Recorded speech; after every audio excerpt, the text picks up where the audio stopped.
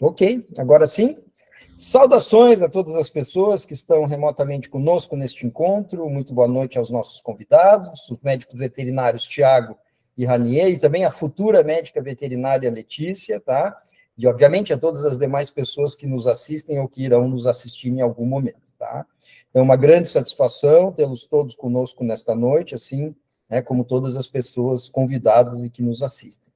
Para quem está conosco pela primeira vez, o programa Diálogos no LAI é um evento de extensão universitária do Laboratório de Análises Socioeconômicas e Ciência Animal, que é o LAI, que é vinculado à Faculdade de Medicina Veterinária e Zootecnia, a FMVZ, da Universidade de São Paulo. Nós ficamos no campus Fernando Costa, na cidade de Pirassununga, no interior do estado de São Paulo.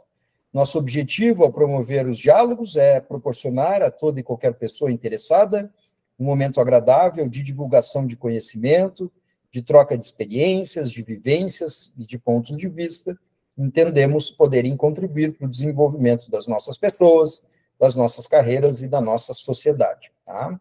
Meu nome é Augusto Halber Gameiro, eu sou professor da FMVZ USP e sou um dos pesquisadores do LAI.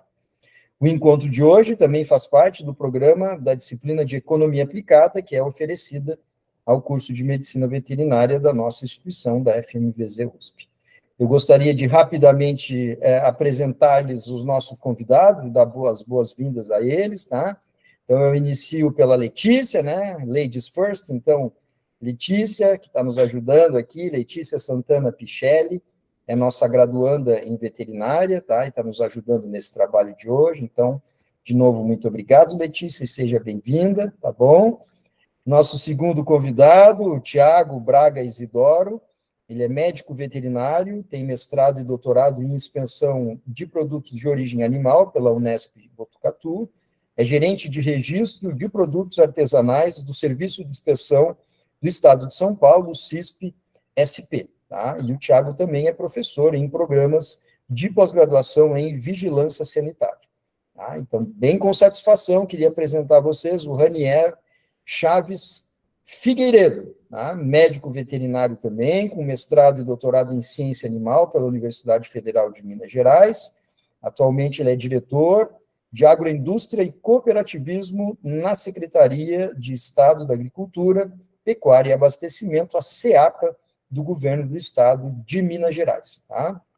Então, mais uma vez, colegas, eu queria agradecer a gentileza de vocês de terem aceitado o nosso convite desde o primeiro momento, tá? É uma satisfação muito grande para nós, para a nossa escola estar recebendo-os. E o tema, né, da nossa discussão, enfim, é exigências legais versus a realidade dos produtores de leite, desafios para a qualidade do produto. Eu combinei com os nossos convidados, com o Tiago e com o Ranier, que eles vão fazer uma fala em torno de 20 minutos cada um, e na sequência eu, a Letícia, a professora Evelise, a Ju, a gente vai moderar aqui as nossas conversas e a nossa interação com os convidados.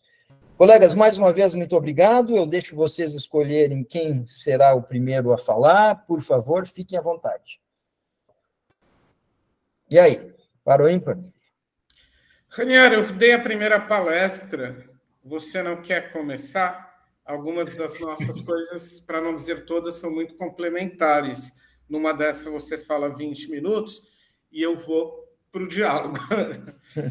Ô, Tiago, eu posso sim, né? Posso dar esse início, enfim, vou puxar uma fala inicial, não sei se chego aqui a 20 minutos, mas que eu gosto mais realmente é do diálogo, né? Estou muito ansioso para essa interação, mas é importante, né, a gente introduzir o tema e puxar a língua de todo mundo aqui que está participando, né?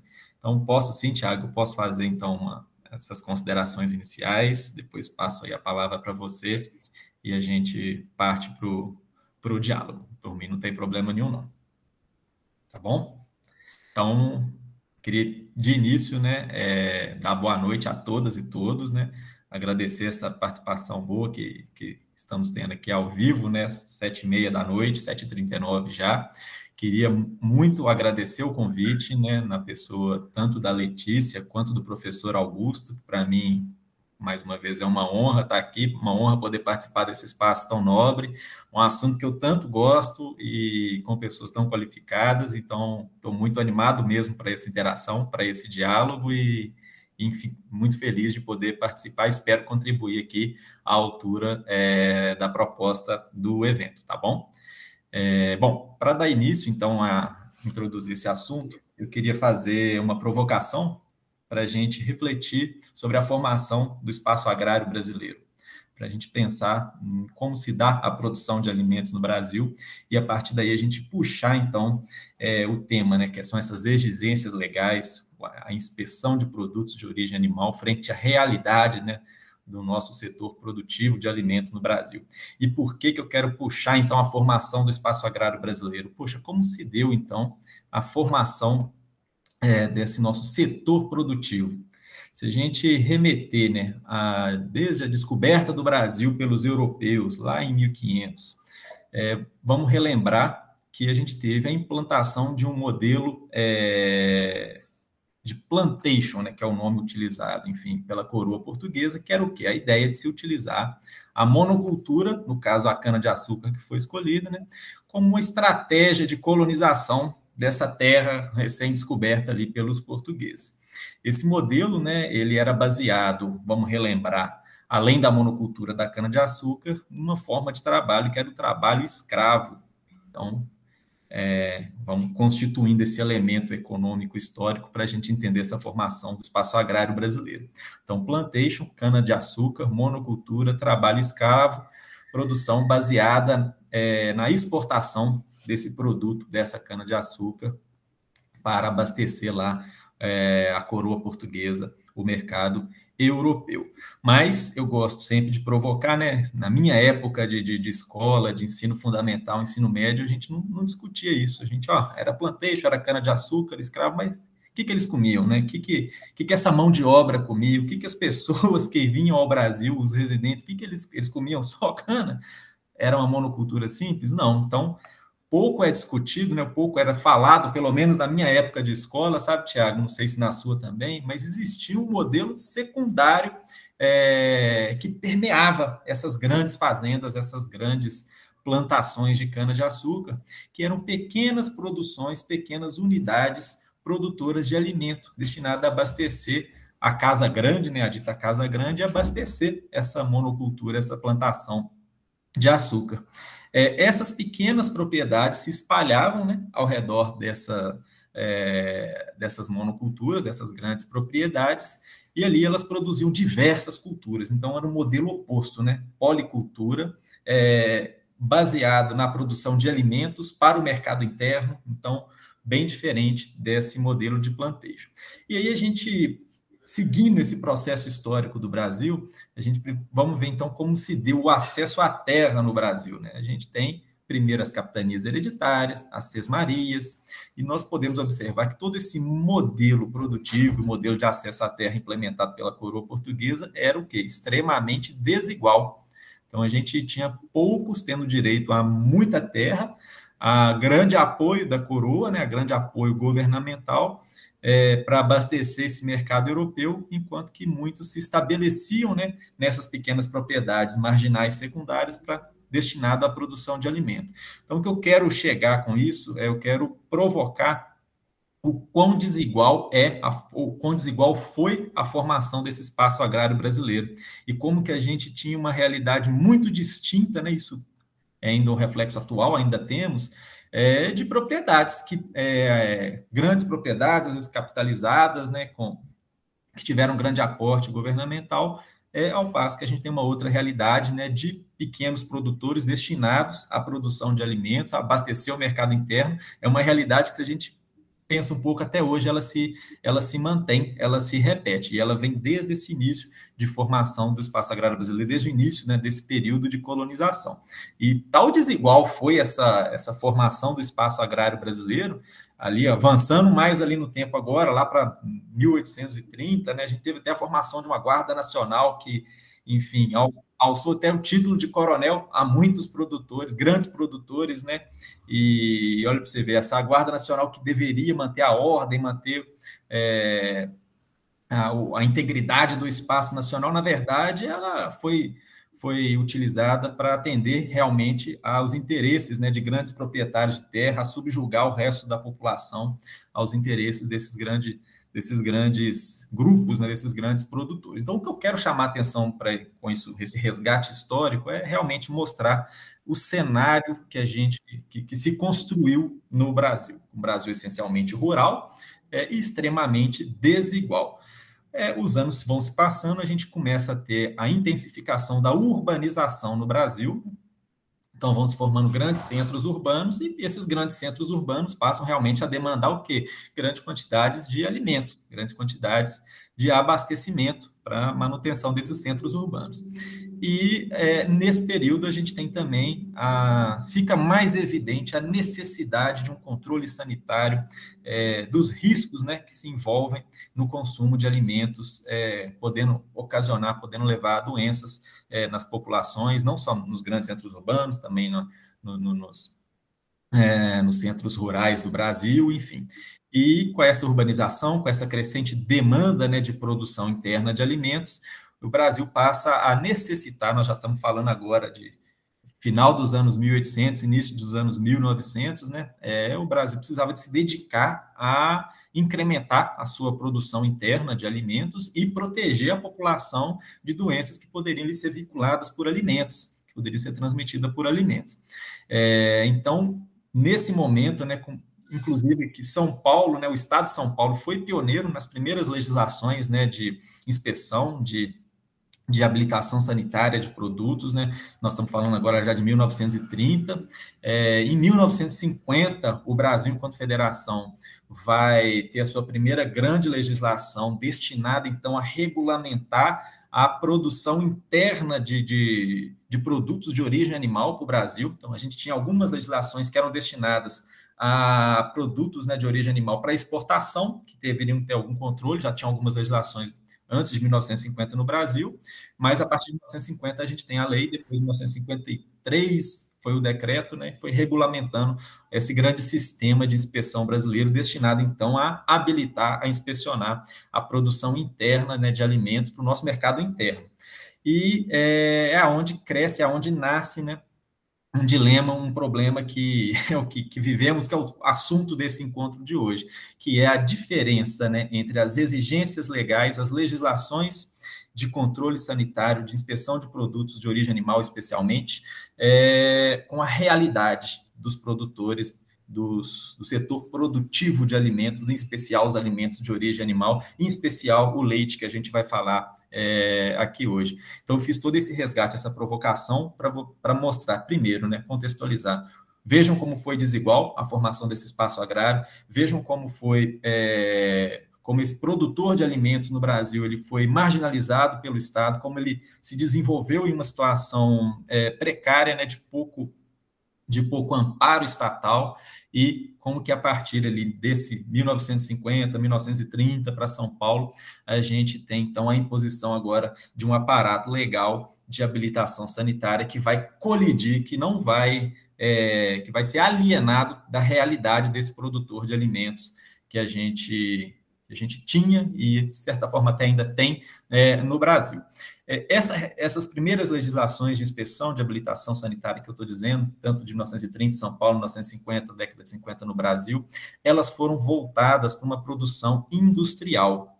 Então, o grande objetivo, mais uma vez, do Estado foi regulamentar, foi habilitar, contemplar uma realidade que era uma elite, né, dessa produção de alimentos. Então, eu trabalho muito com queijos artesanais, né, Minas Gerais, mineiro, e eu gosto muito de usar esse exemplo, até porque é o que eu conheço mais. As legislações de 1950 que eu estou me referindo, elas até permitiam queijarias, né, produzindo aí queijos artesanais, mas eu gosto de citar algumas dessas exigências que eram contempladas. Então, precisava o quê? De estrutura, pavimentação do entorno da propriedade, vestiário com pé direito de 2,70 m, instalação com pé direito de 3 metros, pontos de água quente, enfim, nós estamos falando então de quê? De grandes estabelecimentos.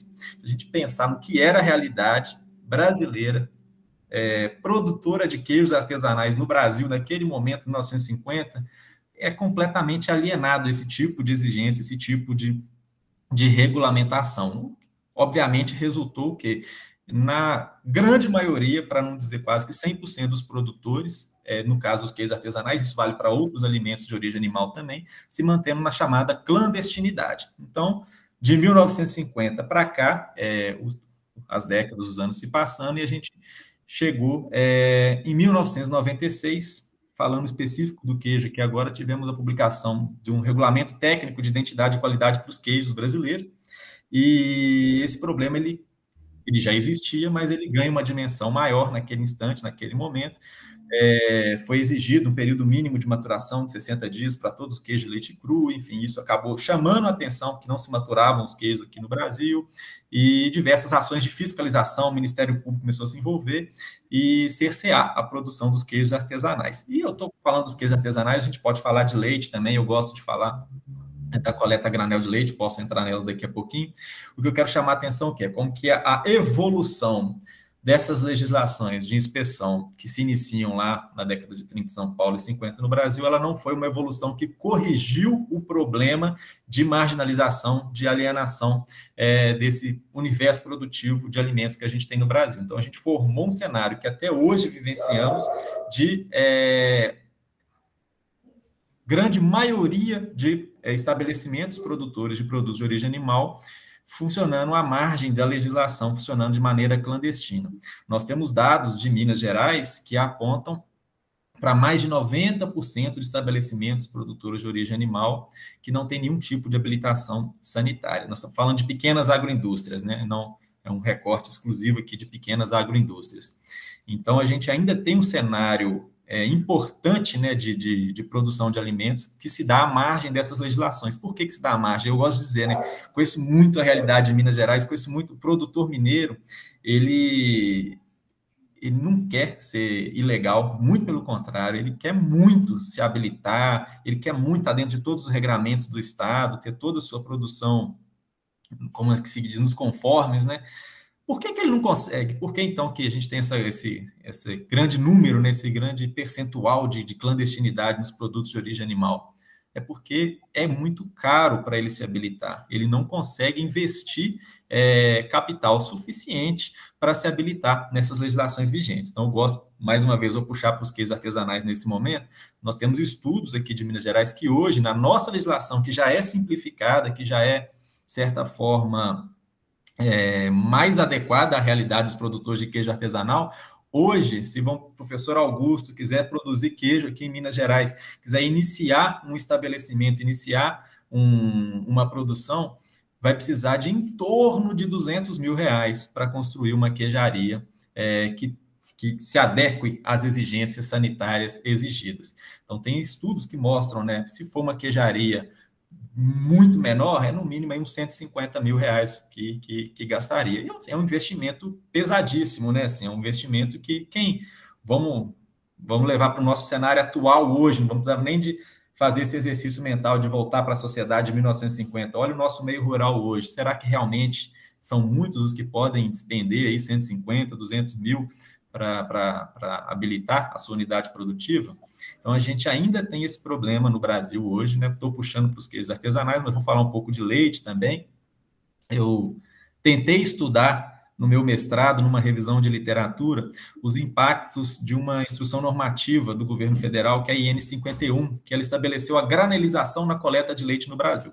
Então, antes o leite ele era produzido nessas pequenas propriedades e ele deveria ser vendido em latões, né, para unidades de beneficiamento, ou em locais que não tivessem ali usinas, unidades de beneficiamento, poderia se vender esse leite cru para ser fervido, né, obviamente, pelos consumidores. Com a granelização, foi substituído esse modelo de venda em latões sem refrigeração pela coleta, né? O caminhão da indústria passa e coleta o leite já refrigerado, o leite deveria ser refrigerado agora na propriedade. Essa IN 51 ela foi implementada no ano de 2001, para quem não conhece, tem muita gente jovem aqui que não vivenciou isso, né? E ela estabeleceu uma grande mudança, né, nas unidades produtivas de leite, porque elas precisaram, então, de comprar um tanque de expansão, né, um tanque que refrigerasse o leite, construir uma sala de leite onde esse tanque de expansão fosse abrigado, né, e construir também um local, a sala de ordenha, que era uma das exigências também dessa IN 51. Então, ou seja, um grande dispêndio, né, financeiro para produtores de leite, e num cenário de 2001 que a gente vivenciava, do ponto de vista macroeconômico, um extremo desafio para os produtores de leite. Por quê? Porque a gente tinha o Plano Real, que foi implementado em 1994, o real foi pareado com o dólar até 98, começo de 99, tivemos a quebra depois desse pareamento. Então, naquele momento, a inflação ao produtor ela era muito alta. Então, a gente tem uma ideia, o Plano Real controlou a inflação, é verdade.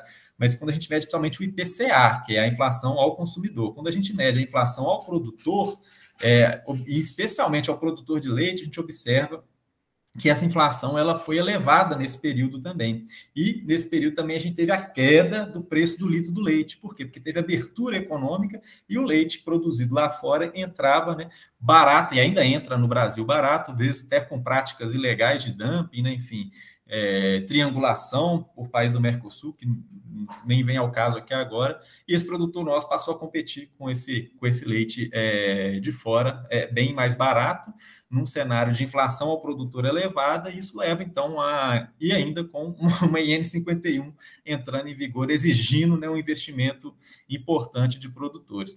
Tem um trabalho, Maria de Graça Clemente, uma tese da Universidade Federal de Lavras, que avalia em 19 propriedades do sul de Minas Gerais o impacto dessa IN 51.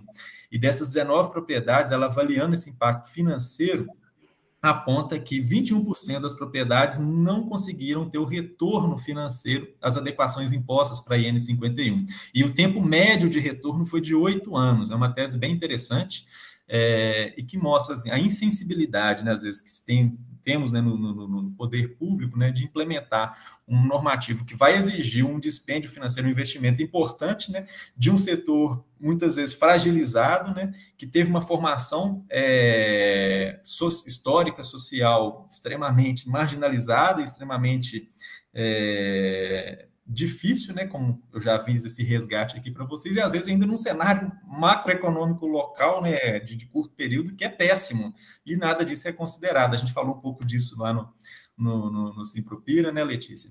E, enfim, então a gente observa no Brasil, isso tem melhorado, né, a gente tem novas legislações hoje mais modernas, é fato que hoje isso tem evoluído, mas ainda é um desafio importantíssimo, né, adequar essas exigências, né, de inspeção, de habilitação sanitária de estabelecimentos com a realidade dos nossos produtores hoje. E, não como consequência, né, em paralelo a isso, a gente tem o quê? Um cenário de clandestinidade de muitos produtos ainda de origem animal sendo produzidos e direcionados ao mercado consumidor sem nenhum tipo de controle, não vou dizer chancela, não é o termo correto, mas nenhuma participação, nenhum controle mesmo oficial, enfim, o que também é um risco importante para a saúde pública. Então, é um cenário complexo, difícil de se resolver, e que eu ainda tenho outras provocações, mas vou estender muito minha fala, não vou pôr agora, que é um pouco respaldo científico ainda, na minha opinião, vamos discutir depois com o Tiago, para muitas das exigências de habilitação sanitária, especialmente exigências de infraestrutura.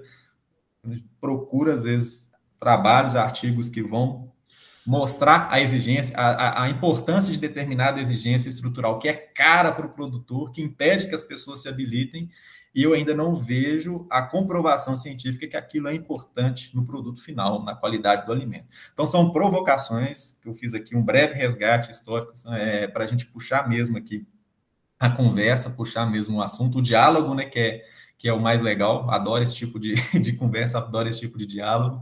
Então, minhas considerações iniciais são essas, Tiago, é só um apanhado geral aqui para a gente começar mesmo esse bate-papo aqui, tá bom? Então, obrigado, não sei se eu fui conciso, se minha fala foi clara e se todos entenderam, enfim, se fui objetivo, mas estou aqui aberto, né, para as perguntas, enfim, para o debate, que eu acho que vai ser o melhor da noite. Mas, por favor, Tiago, passa a palavra agora, e era isso. Obrigado, Rani. Você foi muito eficiente, né, Tiago? Ele falou de 523 anos em exatamente 19 minutos, então, muito bom. Excelente, meu caro. Muito obrigado, tá? Mas passando para o Tiago, depois a gente conversa todo mundo. Tiago, meu caro. Nossa, o que eu falo, então? Que começou com os portugueses chegando... Ficou enrolado agora, né? Gente, né? Vamos começar, então, com os sumérios. Vamos estraçalhar. Pessoal, você sabe que enquanto ele falava, eu tinha pensado uma determinada coisa Aí eu fui mudando, eu falei assim, então eu vou mudar e vou chegar exatamente no mesmo ponto do Ranieri. Porque sempre quando me convidam para algum evento, Letícia, você deve se lembrar dessa pergunta. Eu falo assim, que personagem você quer? Você me quer professor ou você me quer fiscal? Porque são duas coisas muito grandes na minha vida que se entrelaçam, porque a ciência é a mesma, mas são distintas no seu modus operandi. Aí eu falei assim, poxa, o que eu vou falar? Posso falar de mim, assim? Então, assim, a gente vai chegar exatamente na mesma conclusão. Quem sou eu? Eu sou o Thiago, né? Eu sou virginiano, sou mangueirense. Não, brincadeira. Eu sou um menino, nascido em São Paulo.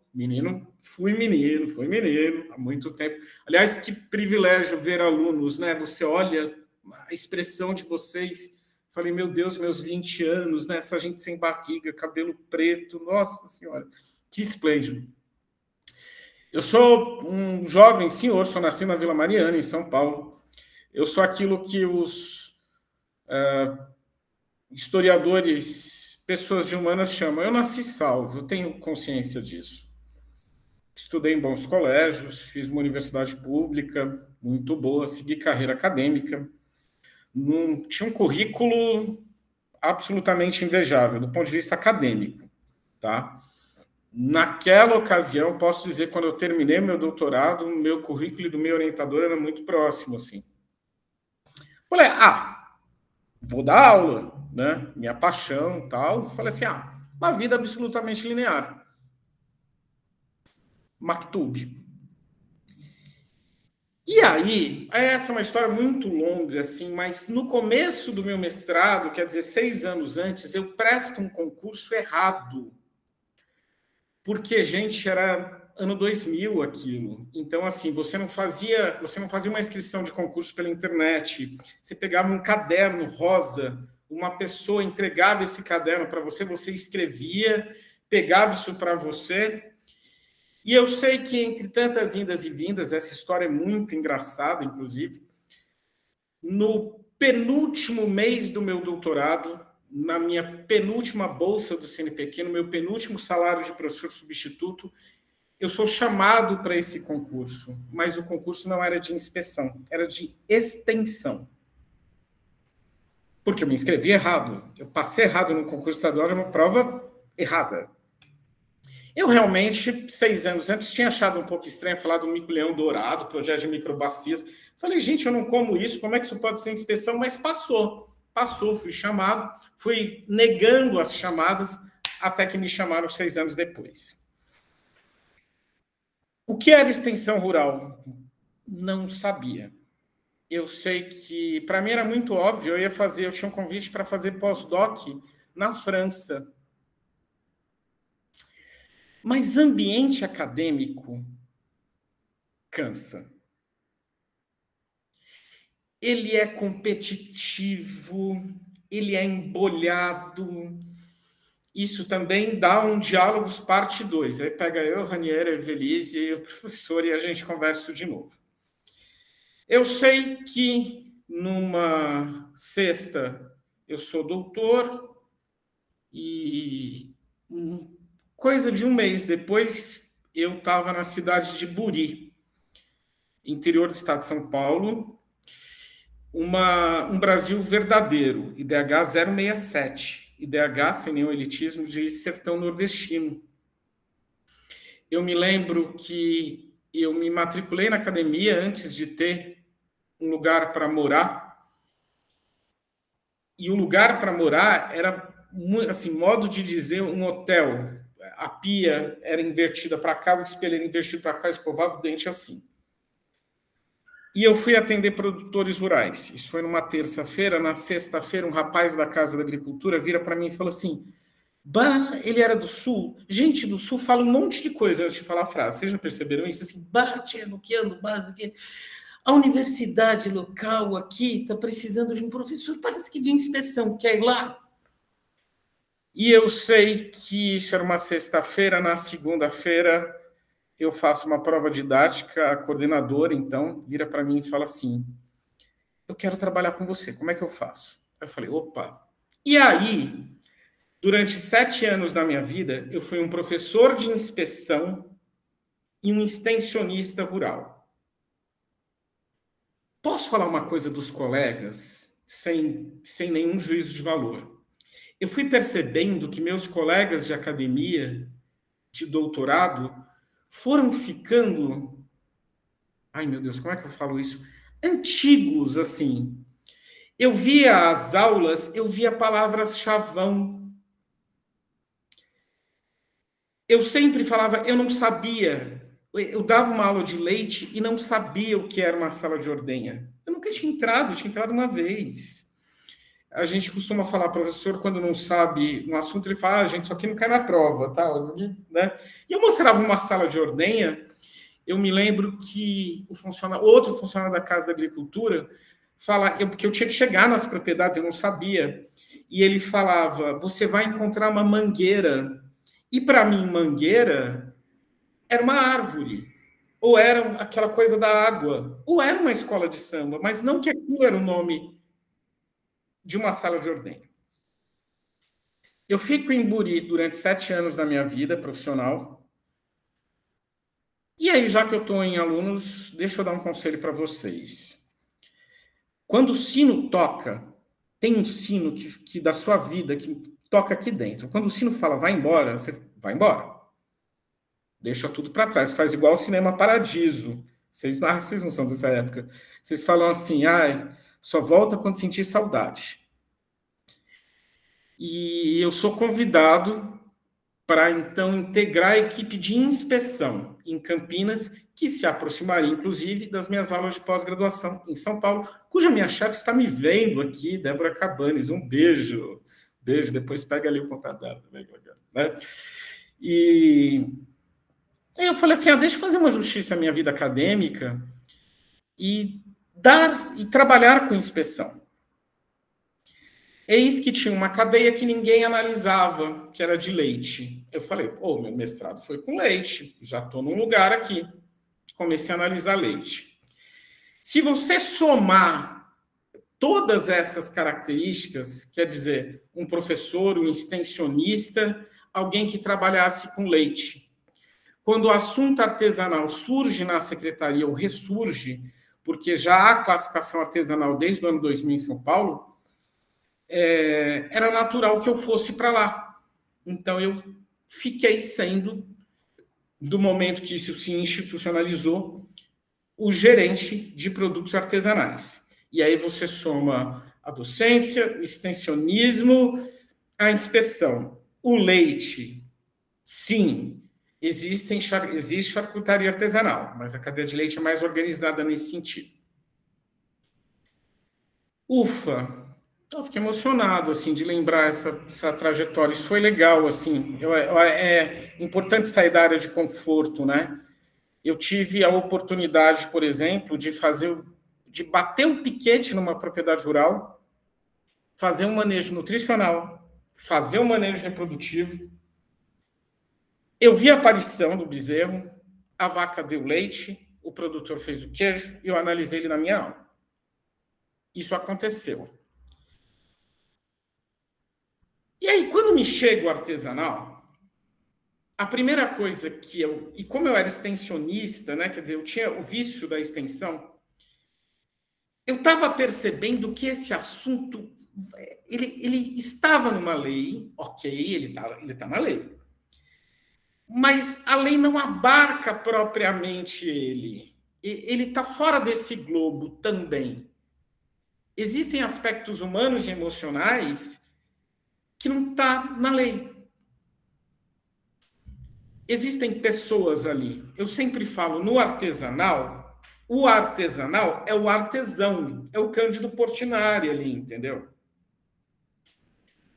E aí o assunto ganha uma repercussão muito grande na minha área, na gerência que eu exerço, né? Por causa, sim, das apreensões que aconteceram recentemente. E, de repente, eu acho que, mais uma vez, a gente sai da nossa área de conforto, agora falando pela primeira vez institucionalmente, e precisa adequar essa lei, mantendo a inocuidade alimentar, conversando com os produtores e com a cadeia. E eu preciso dizer, Ranier, eu concordo plenamente, industrial não é artesanal. Não é. Também não é binário. O produtor artesanal, ele pode ser bom ou ruim, como podem ser dentistas, pastores, professores, veterinários, agrônomos. Existe, sim, fraude. Existe muita falta de higiene, sim. Existe necessidade de fiscalização, sim. E existe alguma coisa que é intangível. Que você precisa entender isso ao entender primeiro a cultura dos lácteos. Eu sempre falo isso. Você produzir um leite começa com uma atividade bioquímica de fermentação, é a energia da vida. Você produzir uma charcutaria começa com uma atividade biofísica de rigor mortis, energia da morte. Não dá para colocar isso no pé direito de 3 metros.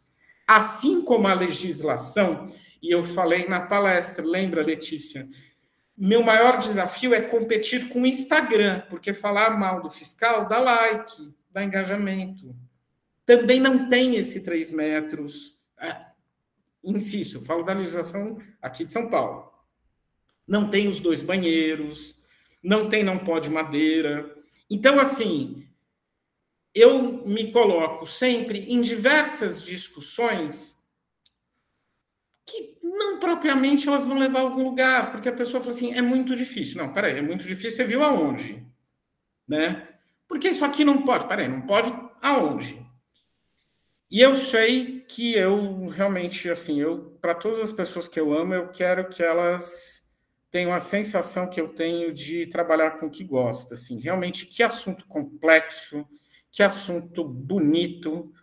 O Estado, sim, falando institucionalmente, eu não ganho nada com isso. O Estado, sim, tem se movimentado para fazer essas adequações.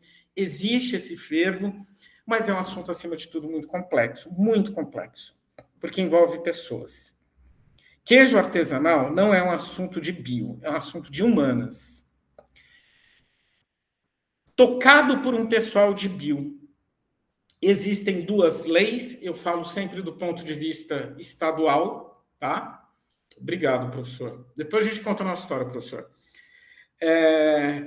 Existem 2 leis. Houve uma lei federal do selo arte. Eu vou falar queijo porque eu sou de lácteos, ok? Mas quando eu falo queijo, muitas vezes você entende que é qualquer produto de origem animal. Então, o queijo artesanal com selo arte poderia ser comercializado em todo o país. Então, a partir de um critério do Ministério, depois interiorizado para as leis estaduais. Hoje eu sigo a minha lei estadual em São Paulo para categorizar um produto como selo arte. Com esse selo, ele tem artesania garantida e ele é comercializado em todo o país. Essa lei foi promulgada por via de lei, decreto, portaria, instrução de serviço, em janeiro de 2020. O que iria acontecer em breve? 5 segundos, todo mundo pensando. Eu sei que em março parou Amor de Mãe, aquela novela que eu assistia, e começou a outra, que era uma reprise. Eu fiquei péssimo com isso. E aí, o Estado de São Paulo teve que adequar a sua legislação de artesanal à do selo arte, que era federal. E não tinha muita gente para fazer isso.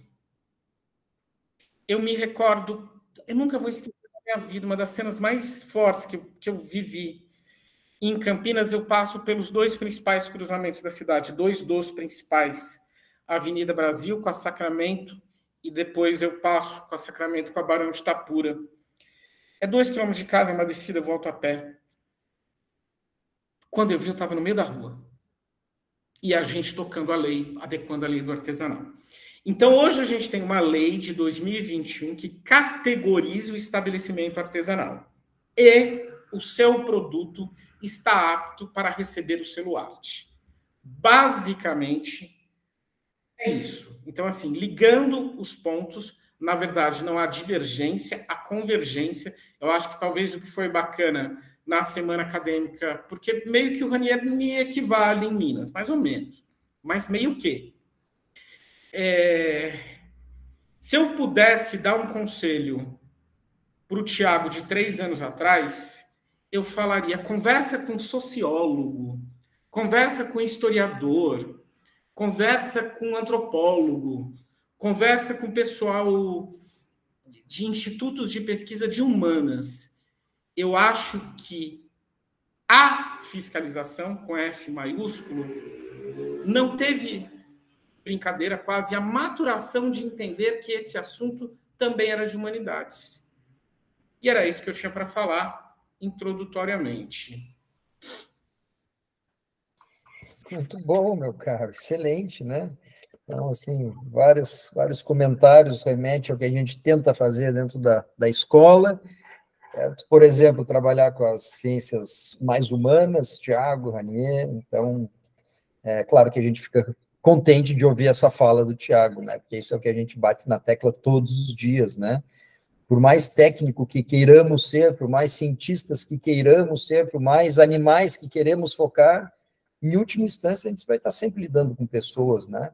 Pessoas produzindo, pessoas consumindo, então, muito interessante. Mas eu não vou tomar o tempo de vocês, muito obrigado aos dois, excelentes falas e super eficientes, né, nos tempos sugeridos.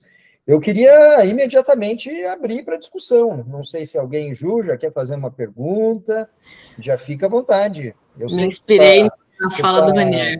Né, você está feliz aí, né? Mas enfim, fale. Não sei se eu vou começar muito pesada a discussão, mas vamos lá. Foi um pouco nessa última fala, assim, de falta de respaldo científico, né? Eu não trabalho com inspeção, com qualidade, enfim. Mas uma coisa que eu me questiono, até contar um breve causinho de... A gente foi dar uma aula de dia de campo com o pessoal que tá para se formar, que vai se formar agora no meio do ano, se eu não me engano, não, no final do ano. E a gente foi para uma fazenda e tal, e rolou uma pergunta em relação a onde ficava o pasteurizador da fazenda, né? E aí a gente falou, olha, aí a gente, né, pegou um pouco esse gancho para comentar sobre essa questão, e foi um choque, assim. E aí eu comecei a me questionar um pouco, porque de fato isso não é uma vivência diária minha, né, esse assunto, mas eu me questionei um pouco, que faz parte um pouco do nosso laboratório, de questionar muito, se essas políticas, essas regras, essa questão de regulamentação faz também parte de uma estrutura que a gente já vê, que é sempre tentando manter a estrutura que já existe, né? Favorecer quem já é favorecido, vamos dizer assim, né? E aí, com a sua fala, Ranier, isso me falei, eu vou ter que perguntar realmente isso. Será que a gente está falando de qualidade? Aí eu já vou entrar em uma outra pergunta, se me permite, que acho que faz parte. Existe algum dado mostrando, por exemplo, doentes humanos que consomem produtos de origem animal na irregularidade, vamos dizer assim, clandestino, sem passar por um tratamento, sei lá, e isso comparado com humanos que consomem apenas os que estão dentro do selo, etc. Isso existe, a gente sabe, né? Porque teve um outro pequeno trecho que a gente às vezes sai da academia um pouco sem essa noção da realidade. Tava com um produtor falando assim, eu tomei leite da ordenha, 5 horas da manhã, uma delícia. E aí eu tava lá e falei assim, né, doenças, tal, era um produtor que eu conhecia, tal, E aí eu falei, brucelose, né, infertilidade. Eu falei alguma coisa assim, e a esposa dele estava grávida. Daí ele riu, ele olhou para minha cara, deu risada, e falou assim, olha, infertilidade. Eu me calei na hora, obviamente, porque que eu vou falar diante daquilo, né? Ele tomava leite cru desde que ele se entende por gente, porque a família é produtora. Então, tá aí posta o início dos meus pensamentos.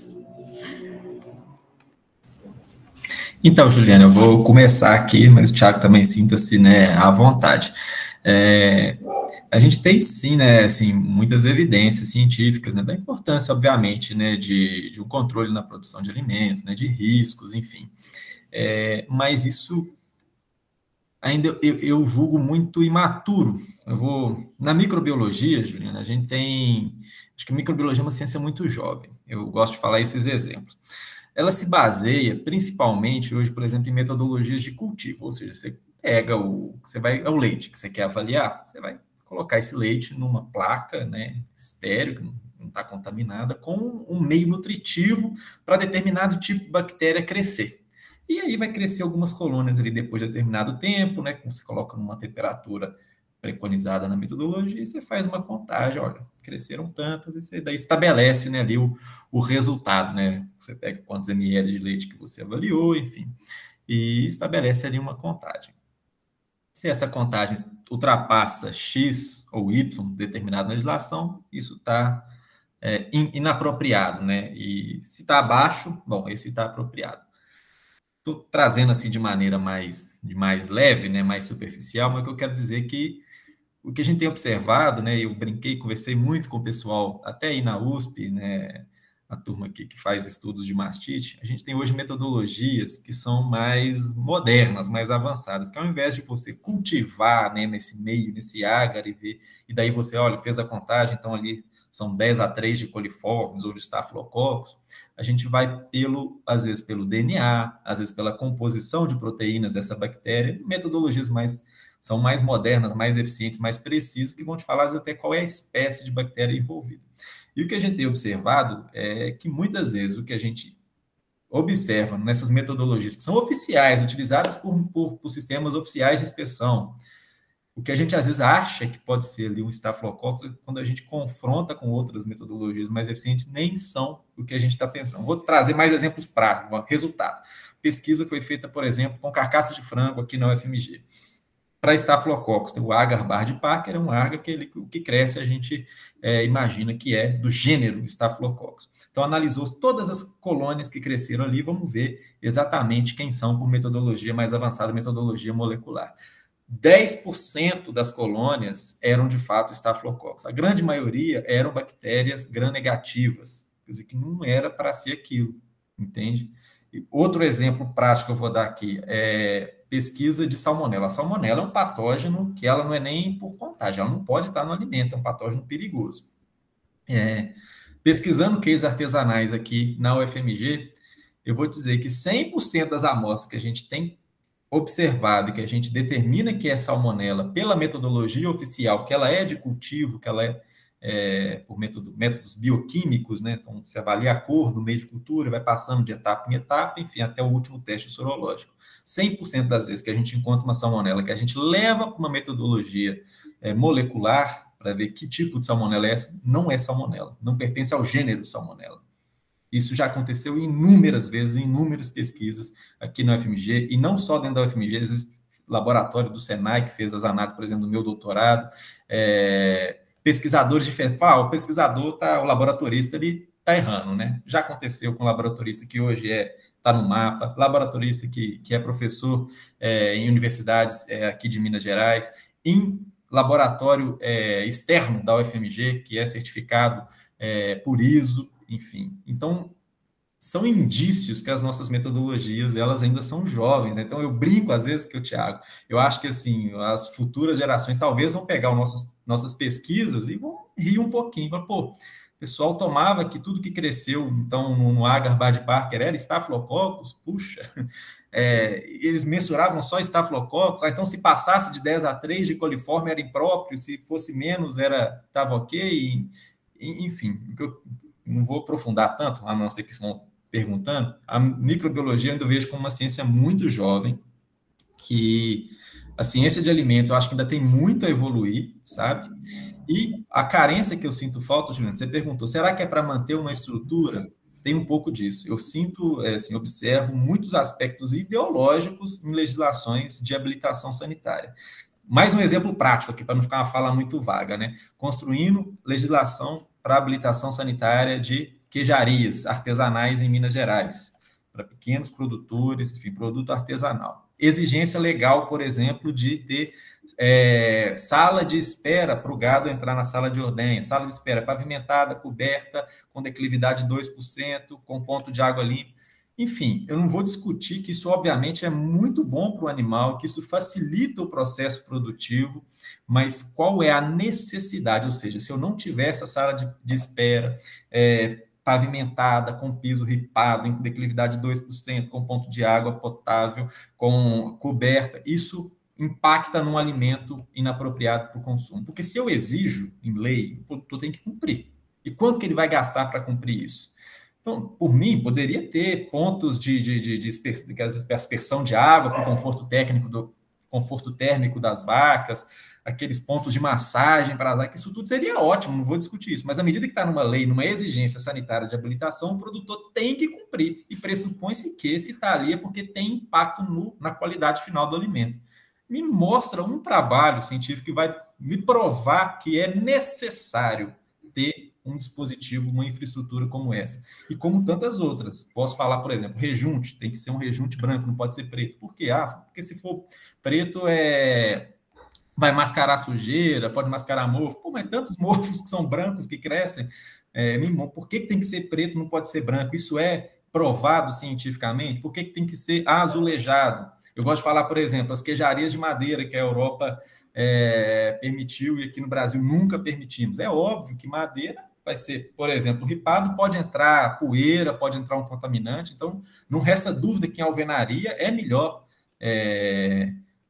Mas qual é a realidade que a gente tem? Será que eu exigi uma em alvenaria, eu estou contribuindo para a saúde pública ou não estou contribuindo à medida que o produtor não vai ter como investir, vai manter a produção dele ilegal, clandestina, sem nenhum tipo de controle? E aí a gente tem muito trabalho, Juliana, que mostra que quando não tem nenhum tipo de controle, o risco é maior, não resta dúvida. Então é uma provocação que eu faço, né, que eu conversei muito lá no Simpropira, a gente, técnicos, né, da área de inspeção, veterinários, a gente quer ser o mais rigoroso possível para a qualidade do alimento. Só que o resultado disso tem sido o quê? Exclusão dos produtores e manutenção da clandestinidade. A clandestinidade é o pior. Então, eu dou, por exemplo, para fechar minha fala aqui, passar para o Thiago, que o assunto é complexo, é difícil, é polêmico, eu não quero ser dono da razão, longe disso, eu quero provocar mesmo, ser retrucado, porque eu tenho certeza que tem outros pontos de vista, que a gente consegue desenvolver essa temática, tá?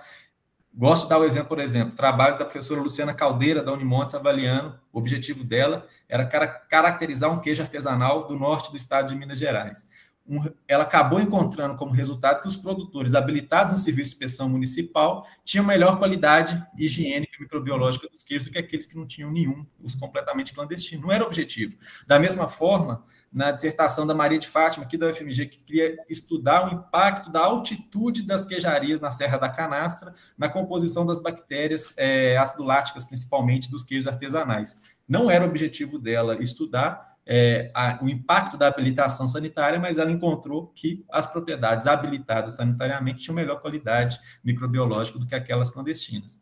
E esses dois exemplos que eu usei, um era um serviço de inspeção municipal que tantas vezes aqui são muito criticados, que de fato eles são muito mais carentes, né, de recursos, é uma realidade bem distinta do serviço de inspeção estadual e federal. E a da Canastra foi num período de habilitação sanitária em serviço de inspeção estadual, no momento que Minas Gerais, de certa forma, enfrentava o sistema de inspeção nacional, que não tinha tanta abertura para queijos artesanais, especialmente de leite cru, e havia certa crítica, né? Então, mostrando que, olha, embora muitos não concordassem, muitos criticassem essa habilitação sanitária para queijo de leite cru, como acontecia aqui em Minas Gerais, lá no início dos anos 2000, já havia um trabalho que mostrava que aqueles produtores que se habilitaram por essa legislação mais simplificada e menos exigente já tinham uma qualidade microbiológica superior àqueles produtos que não tinham nenhuma habilitação sanitária. Aí fica a provocação. Será que quando a gente aperta muito a mão, tentando ser mais rigoroso do ponto de vista técnico, a gente não está deixando escapar a saúde pública, né? O efeito final que a gente tanto deseja, que é promover a saúde pública, promover a qualidade dos alimentos? Então, assim, são provocações. Falei muita coisa aqui, muito conteúdo, e que dá para ser muito debatido. Vou passar para o Thiago, que certamente deve estar querendo também completar, e podem me cortar, que eu às vezes falo demais, viu, gente? Então, vamos lá. Vai lá, Thiago. Juliana, você lembra que eu falei assim, o Ranier meio que equivale ao que eu faço lá em Minas? A gente tem uma distinção no nosso dia a dia, que é onde a árvore ela se ramifica. Eu, de fato, sou fiscal. Assim, então, além da parte de legislação e de elaboração, e essa história, que eu admito que é uma história bonita, minha história de vida profissional, assim, que ela vai dialogando com tantas coisas e precisa ter um entendimento do que é o alimento artesanal. Eu também visto lá o branco, põe o jaleco, põe a touca, põe a máscara, e vamos de bota, e vamos lá. E assim, eu vou falar uma palavra pesada, tá? O auto de infração, ele não é um tabu. Eventualmente, a gente precisa fazer. O Ranier não disse isso. Isso que eu vou falar agora, o Ranier não disse isso. Muito pelo contrário.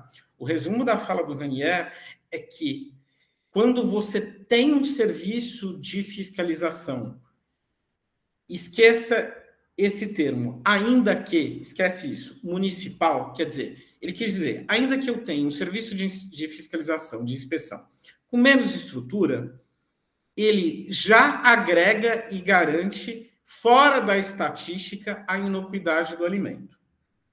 O Ranier não disse isso que eu vou falar. A gente só não pode romantizar a clandestinidade. Jamais faça isso. Eu tenho o pendrive do bafão, Juliana, que é assim, sempre quando... Depende de onde vai a palestra. Da onde vai a palestra, eu vou dizer, é agora que eu... Né, hoje eu vou se consagrar, igual falava o jogador de futebol. Que é assim, você encontra de tudo, tá? Então, assim, por favor, se não ficar nada, que fique esses dois pontos corroborando o que disse o Ranier. De fato, há necessidade de trazer para o sistema os artesanais e, ao mesmo tempo, não romantize a clandestinidade. Pergunte qualquer coisa que eu já vi numa sala de ordenha, num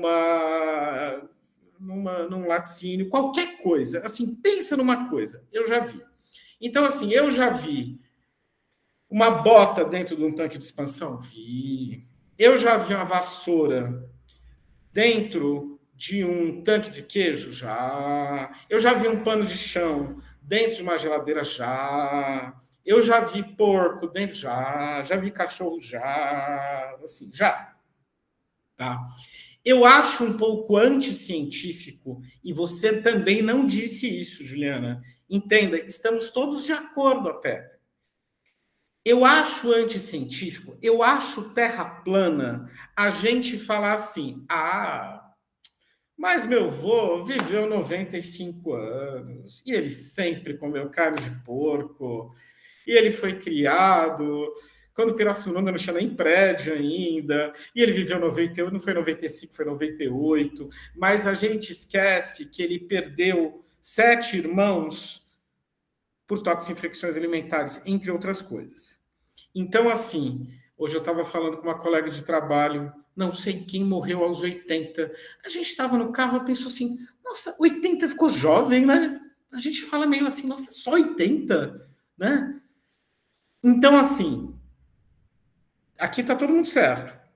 Apenas não dê brecha. Vamos tirar esta de que a clandestinidade é também um caminho. Não. A normatização adequada ao produtor é o que garante a inocuidade alimentar, especificamente para os artesanais. Posso só rapidinho? Tá, é um complemento, né? Porque a gente tem uma fila, mas tudo bem. Pode rapidinho.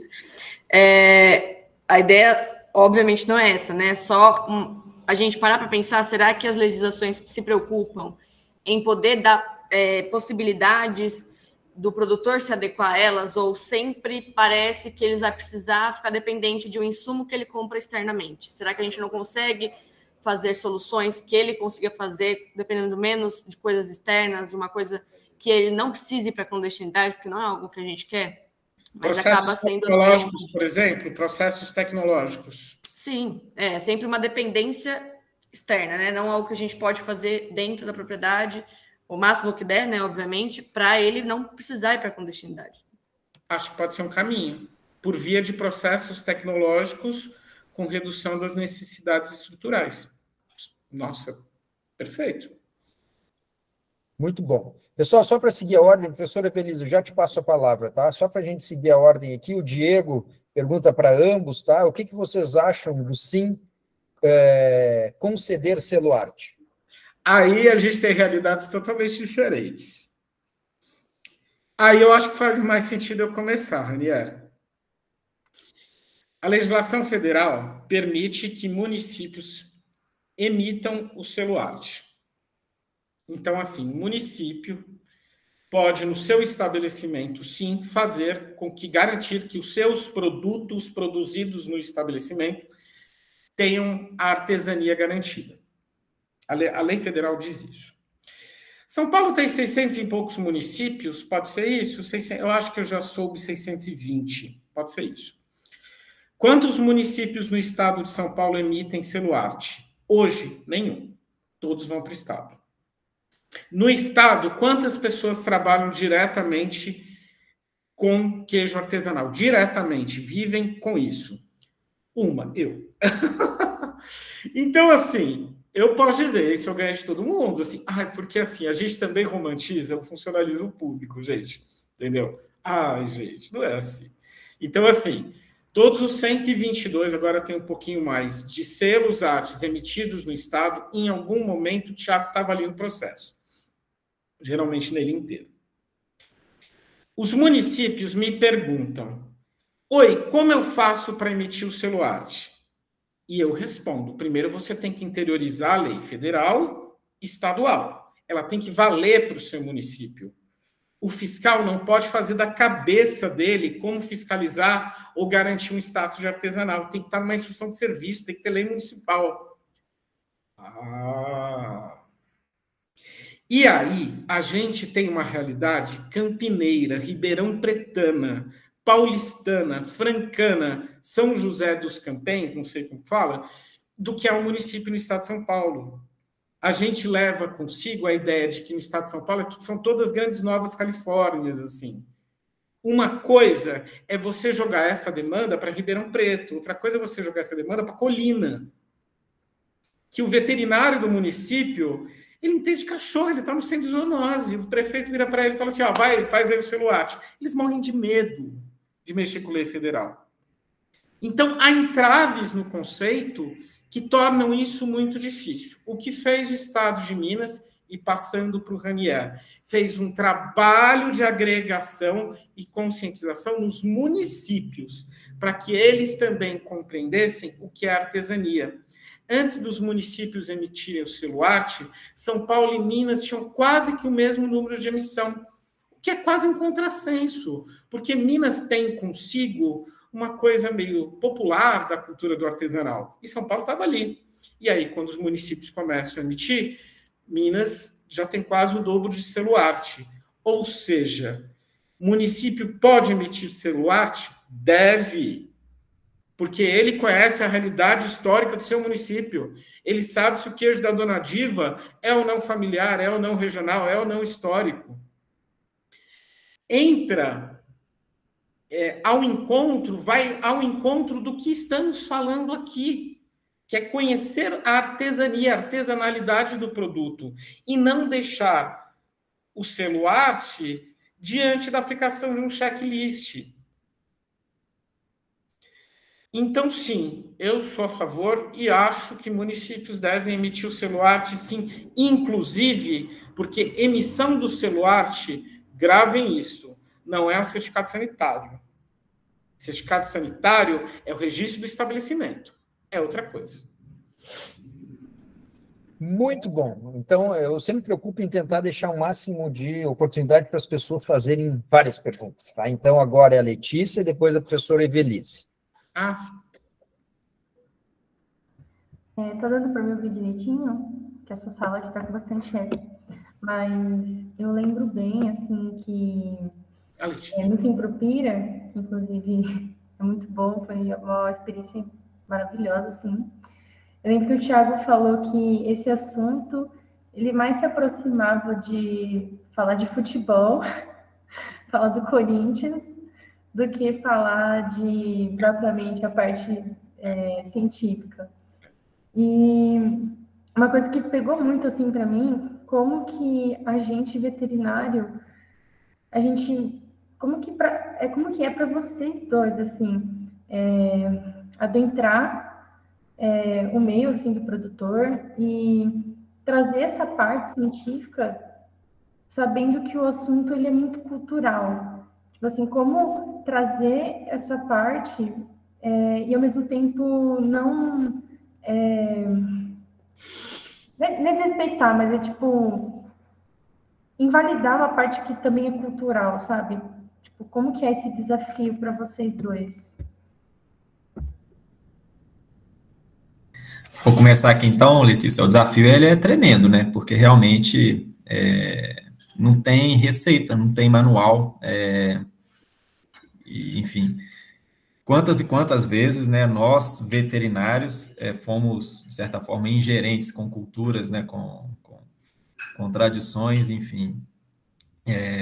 Se fizermos aqui um breve resgate histórico, vai ser, de fato, triste. Mas, por outro lado, também é fundamental e é importante essa preocupação com a saúde pública, com a qualidade dos alimentos.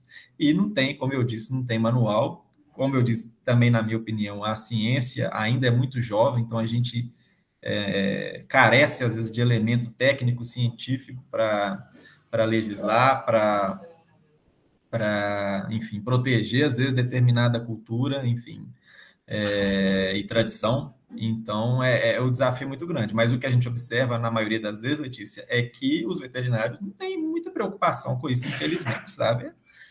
Enfim, não pode, e é isso, acabou. Não vai poder, vai ter que ser assim. Não interessa se a realidade não é essa, não interessa se o produtor não consegue atender, enfim, não interessa se a cultura é essa ou aquela, sabe? Então, é uma postura que muitas vezes a gente observa. Então, na minha opinião, é por aí. Mas, para quem se preocupa, né, em preservar as tradições e promover essas legislações, enfim, e estruturas jurídicas, né, de habilitação que preservem tradição e saúde pública, é um baita desafio. Isso eu posso dizer que é. Ô, Thiago, me ajuda aí, que a pergunta é difícil. É muito difícil. É muito difícil. Não sei, Letícia. Sempre deu muito certo comigo, assim. E a tendência é sempre que dê muito errado. Autocrítica do serviço, quer dizer, fiscais sendo treinados para artesanal, um bom caminho.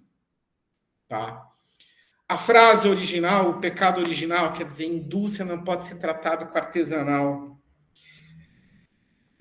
Eu ia falar uma coisa, mas talvez só 4 pessoas, ou 5, passaram por isso. Você já atendeu um produtor de leite, um produtor de gado de corte?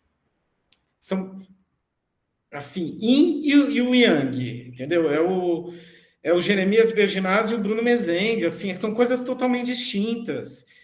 O produtor de leite, ele sabe o nome de cada bezerro. Você vira para ele como extensionista e fala assim, olha, nasceu bezerro, vamos ter que sacrificar. Ele vira para você, segura na sua mão e fala, doutor, você não é de Deus.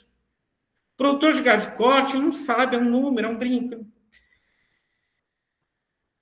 E sim, o diálogo ainda é pouco científico. Ainda é muito emocional. Aí também. O produtor precisa aproximar-se, distanciar-se da emoção e compreender-se também como um integrante da cadeia produtiva que deve garantir a inocuidade do seu produto. Assim, esse assunto não é tabu. E eles até concordam com isso. Mas, assim, aspectos científicos, olha, seu queijo deu com uma alta contagem. Eles podem ser normalizados. O assunto não precisa ser um tabu. ainda é bastante emocional. Não especificamente esse exemplo, mas assim, o trato é emocional, o trato é humano. Muito bom, muito legal. Professora Evelise, chegou a sua vez, desculpa a demora, querida. Imagina. Gamero, eu estou aqui, minha pergunta já mudou 10 mil vezes, cada vez que eu escuto um tema, eu falo, não, vou perguntar isso, não, agora eu vou perguntar aquilo, não, agora eu vou perguntar aquilo outro, então... Eu também tenho uma lista aqui, né, 1000 perguntas, mas... Pois é, mas eu acho que, assim, voltando um pouquinho para o... talvez para a âncora do que está sendo discutido em todos os pontos aqui, é a questão do ser humano, né? Que acho que, como o Tiago comentou, esse é um tema dentro da inspeção, né? Dentro desse tema da ciência dos alimentos, é um tema que é muito da área de humanas. Né? Muito. E se a gente sabe, como o Ranier comentou, em termos técnicos, a gente tem muita coisa sendo questionada, nós, veterinários, temos muito menos ainda informação a respeito das ciências humanas, de comportamento, de mudança de hábitos, né? Falando aí no exercício da artesania com boas práticas de fabricação, partindo do pressuposto que esse artesão realmente quer produzir um bom produto, que também a gente tem, embora na curva seja poucos, aquelas pessoas que não estão realmente interessadas em fazer um bom produto, querem enfim, né? Mas vamos pegar aí aquela pessoa, né, que tem, de fato, o interesse de produzir bem, né? Nós temos aqui 2 pessoas que representam 2 estados que estão abordando, 2 estados que são os estados que mais têm produtos artesanais registrados e 2 estados que têm legislações com linguagem completamente diferente, né? Você vê no artesanal em Minas, são basicamente uma lei e um regulamento dessa lei. No estado de São Paulo, acho que nós temos 6 temas que trabalham para o artesanal poder produzir, ele tem que lidar, tem que ler, conhecer ali, acho que 5 ou 6 normas diferentes, certo, Tiago? Que direta ou indiretamente influenciam leis, decretos, portarias, instruções de serviço. Por aí. Exato. Considerando os atos legislativos e normativos. Bom, o que causa, né, uma dificuldade maior para o produtor paulista, nesse sentido, certo? Então, eu queria entender, agora vou entrar uma pergunta, uma para o Tiago e uma para o Ranier, que, assim, como Minas, começando por Minas, que Ranier entendeu a publicação dessa lei do selo arte, né? Como que houve essa estruturação com os municípios para que eles entendessem, como o Tiago, gostei do que o Tiago comentou, né? Para que eles entendessem o conceito nos municípios. Essa pergunta para você. E para você, Tiago, eu queria entender como é que foi esse processo, que você falou assim, em 2020 caiu isso, a gente teve que revisar todas as leis, fazê-las conversar com a legislação de artesanal que já existia em São Paulo, né? E como que foi reestruturar isso em tão pouco tempo, para a gente poder entender um pouquinho a cultura, né, do sistema legislativo e de tratar esse tema, que é outro grande desafio para a gente, né? A questão humana aí, da cultura, dentro dos sistemas legislativos, a terminologia utilizada, a forma de traçar as normas.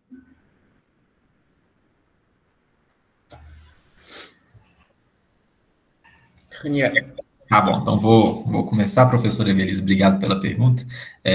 Aqui em Minas Gerais, com essa novidade, né, a partir do decreto 11.099, que publicado ao final do ano passado, né, a gente teve uma grande demanda de serviços de inspeção municipal buscando orientação, buscando informações. Tivemos também a portaria 531, se não me engano, de dezembro do ano passado, que continuou a disciplinar essa concessão do celular pelo Serviço de Inspeção Municipal, então tudo muito recente. Houve uma grande demanda do Serviço de Inspeção Municipal, especialmente, né, na área que eu atuo, na Secretaria de Agricultura Estadual, buscando informações e orientações para que pudesse ali fazer essa concessão do celular, uma vez que já tínhamos, né, muitos serviços de inspeção municipal que habilitavam produtos artesanais, especialmente queijos artesanais, né, que é um grande produto aqui em Minas Gerais, os queijos artesanais. Então, muitos municípios já tinham esse sim, serviço de inspeção municipal estruturado e com um leque de propriedades habilitadas. E a partir da novidade, a partir da publicação federal, eles buscaram, né, informações no governo do estado e nós fazemos, então, esses atendimentos individualizados, né, com cada serviço de inspeção municipal, realmente tirando dúvidas, né, apresentando a estrutura, né, enfim, dos normativos. Tivemos reuniões também com o próprio Ministério da Agricultura, que ainda tem muitos detalhes processuais pendentes, né, enfim. E também realizando eventos. Então, por exemplo, estamos organizando um evento no município de Formiga, falei com o Tiago, convidei, fica aqui o convite a todos também. Formiga não é tão longe assim de Pirassununga, no dia 31 de maio, né? Semana que vem estamos levando a Rafaela do MAPA, que é a servidora do MAPA que tem feito essa recepção e esse manejo, né, dos documentos, essa interface com os municípios para concessão do selo arte e do selo queijo artesanal também. Então, uma das ações, enfim, fica o convite para o dia 31, semana que vem, em Formiga, esses eventos para poder orientar mesmo, tirar as dúvidas, aproximar o Ministério dos municípios, enfim, uma ação de atendimento mesmo, sabe, professora? E já havia essa demanda, vamos dizer assim, represada, né, aqui nos municípios, que já habilitavam muitos produtos artesanais, muitos estabelecimentos artesanais no estado, mas que não emitiam selo arte. A gente não tinha selo arte emitido por município em Minas Gerais antes disso, né? A gente sabe que existiria alguma polêmica, algumas localidades do Brasil que entendiam que poderia o município emitir, né, Tiago? Mas é uma polêmica para outra hora, enfim. E a gente não tinha isso em Minas. Era parte 2. Parte 2. Parte 2, isso. Aqui em Minas era só o IMA que emitia, né, o celular. O IMA é o nosso Instituto Mineiro de Agropecuária, que é a autarquia que executa a inspeção de produtos de origem animal em Minas Gerais. Então, havia essa demanda represada e por isso que a gente tem tido, sim, um volume interessante, né, de concessão de celular por serviços de inspeção municipais em Minas Gerais. Mas é uma demanda que continua, né, uma tarefa que não cessa, que não acaba. Semanalmente. A gente atende aqui diversos serviços de inspeção municipal que ainda tem dúvidas, às vezes até ainda básicas, elementares, do ofício, e a gente tenta atender na medida do possível. Professora, como é que eu não vou tomar um PAD? Eu fiquei 1 minuto pensando aqui, falei, meu Deus, como é que eu respondo isso? Ô, gente, que babado. Professora, eu acho que, primeiro, o serviço de inspeção municipal nos municípios do estado de São Paulo partem de um patamar inferior ao que se encontra em Minas Gerais. Acho empiricamente isso. Acho que Minas tem uma cultura de alimentos de origem animal mais, sem querer ser redundante, cultural. Então, há naturalmente demandas municipais em pelo menos 3 locais do estado em ser inspecionado, em ser registrado e estar na lei. Eu acho que esse pode ser um primeiro ponto. Eu acho que o segundo ponto foi Olha, de verdade, houve muito boa intenção, mas talvez aquela celeridade, interiorizar o selo arte, depois a lei do CISP artesanal, tenha restringido um pouco a discussão, quando, na verdade, ela poderia ter tido mais tempo. Temos que também dar um pontinho para a legislação federal, que para selo arte era extremamente confusa e atrasada. Sai a lei, depois o decreto, depois a instrução normativa. Nessa lacuna, os estados tiveram que legislar. E eu vou te falar uma realidade muito dura para a gente ouvir. do qual eu não me orgulho. O Estado de São Paulo, hoje, tem um fiscal específico de artesanal, que sou eu. Acredite se quiser. É inacreditável isso. Eu não me orgulho de falar isso. A gente tem tentado mudar isso. Recentemente saiu uma portaria, vai haver um treinamento específico. Mas, assim, o assunto artesanal não é sobre pessoas, a fiscalização também. E é uma pessoa. Então, assim, fica quase que um equilíbrio de pratos, né? Lembrando que eu concilio isso com a fiscalização de lácteos e de mel industrial também. Só pergunto especificamente, como foi feita essa interiorização dos municípios? Posso falar? Não foi feita.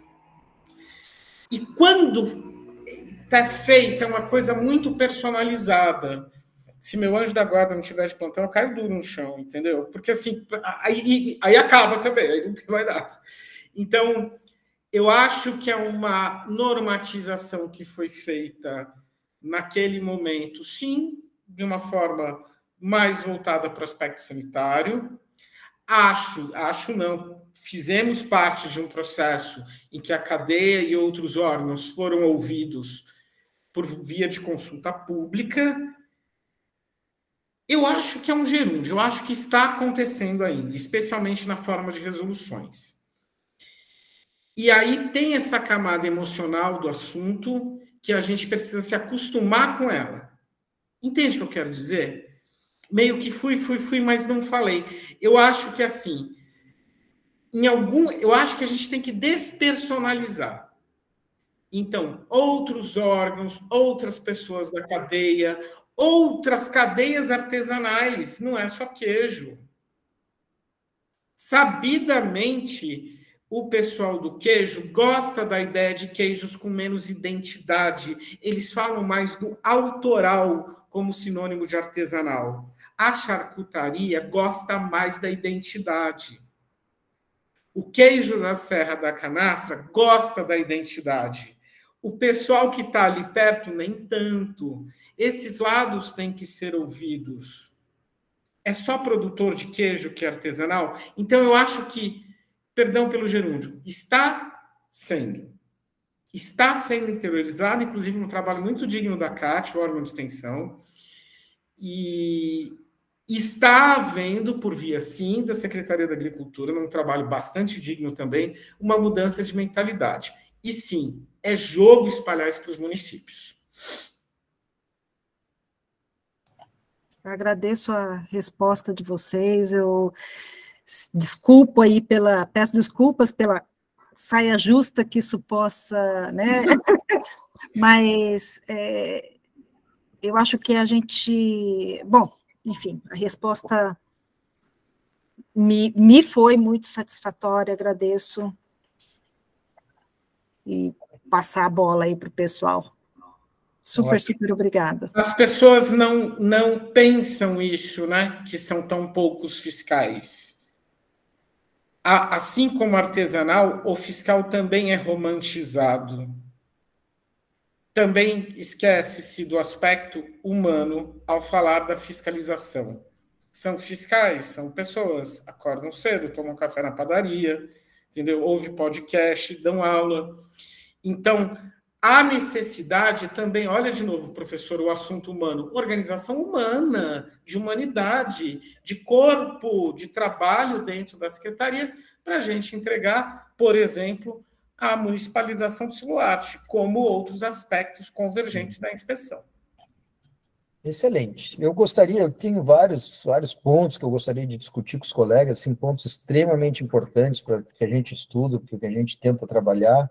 Talvez eu vou pegar alguns aqui, talvez dois, tá? Vou começar do final, de trás para frente, o Thiago acabou de falar, chamou muito a atenção, a questão da descentralização. Isso é uma coisa geral, assim, que se busca em sociedades mais desenvolvidas. Não tem como você imaginar que um estado do tamanho do estado de São Paulo, Minas nem se fala, Minas deve estar hoje com quantos? Muito mais do que 600 municípios que tem em São Paulo. 853. 853, então, assim, nós precisamos das prefeituras. É assim na educação, é assim na saúde, e assim a inspeção de produtos de quaisquer origem, tá? Então a gente tem que acreditar mais que essa descentralização vai ser muito, muito importante para a sociedade, tá? Então acho que aí já tem uma luz importante no fundo do túnel, né? E os dados que o Ranier trouxe para nós, achei brilhantes, né? O Thiago botou todas as aspas, assim, a inspeção municipal, com toda a sua modéstia, ela está dando a sua contribuição, e não tenho dúvida que ela pode dar muito mais, em parceria com o Estado, obviamente orientando-os e trabalhando de forma coordenada, a gente vai chegar numa coisa melhor, tá? Então, acho que isso é um caminho importante que a gente precisa deixar bem claro, isso está alinhado com os preceitos democráticos de qualquer sociedade que está amadurecendo, que é o que a gente está querendo que aconteça para nós. Primeiro aspecto. Um outro aspecto que eu queria trazer para todos vocês, que é uma questão econômica muito importante e que me parece que é exatamente a mesma coisa, que é a questão da evasão fiscal, a definição de alíquota de imposto e evasão fiscal. Qual é o grande dilema que o fisco tem? Se você colocar uma alíquota de imposto muito alto, porque você quer cobrar mais, obviamente, você está interessado na arrecadação, qual é uma ilusão disso? Você vai estimular a evasão fiscal. Você aumenta a clandestinidade, você aumenta a sonegação. Então, não adianta... Então, qual é a comparação que eu estou fazendo? O sarrafo das exigências, que vem desde 50, se ele está muito alto, com a intenção de melhorar a qualidade, isso não vai acontecer, porque as pessoas vão escapulir.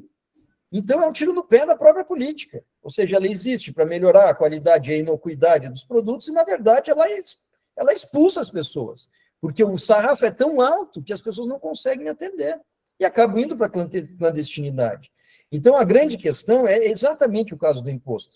Por que não cobrar uma alíquota mais baixa de imposto? O que eu estou querendo dizer? Por que não ter uma exigência menos exigente, menos rigorosa, né? Vocês mesmos questionaram, inclusive do ponto de vista científico, será que eu preciso do tal do pé direito de tantos metros, do tal do azulejo, de um monte de coisa? Que a gente sabe que em outros lugares não é assim, e funciona perfeitamente. Então, vocês estão entendendo o que eu estou querendo dizer? Eu acho que a gente devia de pensar como diminuir um pouco esse sarrafo para cair numa realidade, para que a gente traga as pessoas para o mercado formal, para que a gente diminua a clandestinidade. Tá? Então, é a mesma questão do imposto. Se eu cobro uma taxa de imposto mais baixo, eu acho que talvez eu vou arrecadar menos, mas pode ser o contrário, talvez eu aumento a base de arrecadação. Eu cobro menos de mais pessoas. Ou seja, se eu diminuir o sarrafo aqui da inspeção, eu vou trazer mais gente para o nosso rolê, digamos assim. Tá? Vou trazer mais pessoas, e isso certamente vai melhorar a qualidade para todo mundo. Então, acho que isso é uma coisa que tem que ser refletida, né? Então, será que realmente o sarrafo não está muito alto, não está expulsando as pessoas? Porque, né, com todos os dados que a gente já sabia, que vocês reforçam, 80%, né, um colega colocou aqui, acho que foi o Diego, 82% no estado de São Paulo, mais de 90% em Minas. O que é isso, gente? Você está entendendo? Então, assim, é uma coisa completamente irreal. Então, por que não, né, trabalhar? E essa era a pergunta que eu queria fazer para vocês. Porque, claro, vocês, inclusive, eu queria elogiá-los, né? Vocês são muito corajosos de virem aqui, principalmente quem é fiscal, né? Se expor e para falar dessas coisas todas, porque eles sabem a dificuldade que é do dia a dia de vocês, né? Mas a minha pergunta é o seguinte: isso não está na mão de vocês só. Isso é uma questão política. Ou seja, isso é Assembleia Legislativa do Estado, isso é Câmara de Vereadores ou é Ministério da Agricultura. E a minha pergunta objetiva é o seguinte, né? Vocês têm voz dentro da política? Vocês conseguem se fazer ouvir?